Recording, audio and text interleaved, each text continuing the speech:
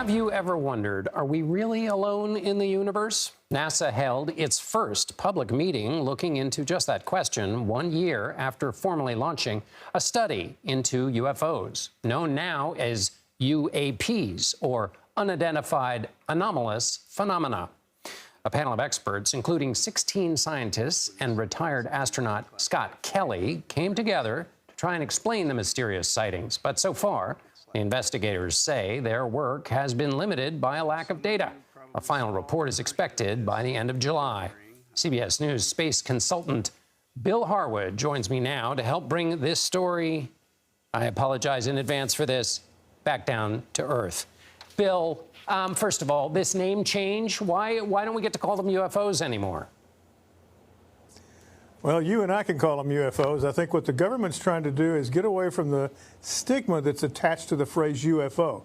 You know, when you hear that, you know, you think Roswell, you think E.T., Area 51, all these stories from the 50s.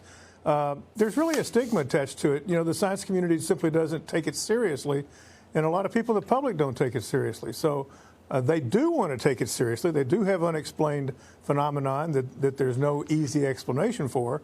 They want to approach it scientifically, and they want to do it without a bias. And so the UAP name they've given it, it's intended to do just that, to be more objective about this and to get away from that UFO stigma, I'll call it. And so what have they discovered so far, Bill? Well, just what you said. The problem is the data. You know, they have about 800 sightings of things over the years that kind of defy easy explanation. But the problem is the data is just not good enough to reach a definitive conclusion as to what the objects might be. They did say, however, that there's no definitive evidence anywhere that aliens or extraterrestrial intelligences are involved in any of this, at least not yet. And the whole point of this panel is to come up with recommendations to NASA for ways to improve data collection, to get more valid sets of data that shed more insight into the nature of these things.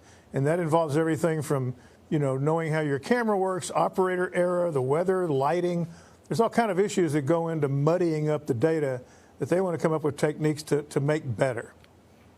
In this process, Bill, I understand that NASA says that there's been some online abuse leveled at some of the members of this committee. What's that about?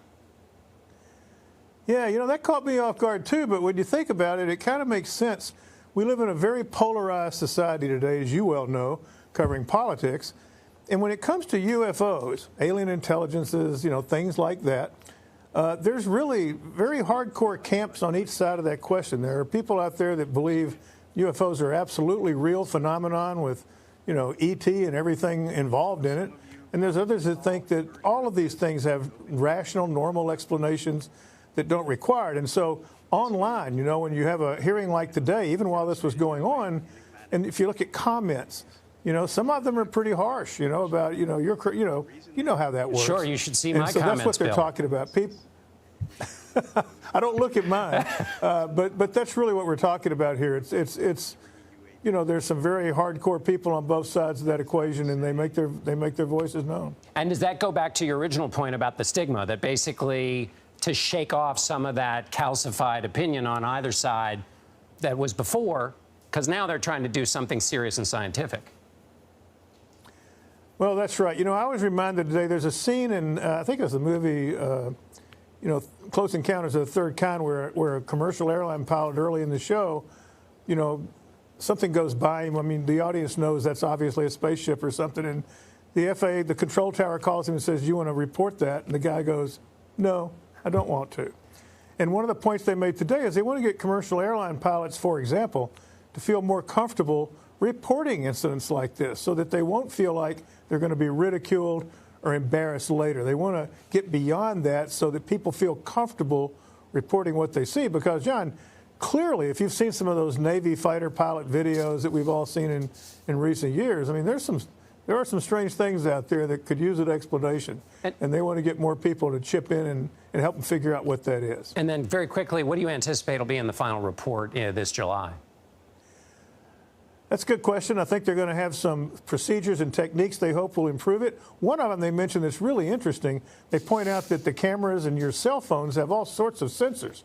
And if you had a custom app for that, you could feed data directly to a central website where the location, the magnetic field, all kind of things like that, that could feed into that observation and make it more data rich. So I think we're going to see some innovative approaches like that to try to improve that data quality that you mentioned at the very top. Bill Harwood at the Kennedy Space Center. Bill, it's always a pleasure to talk to you. Thank you.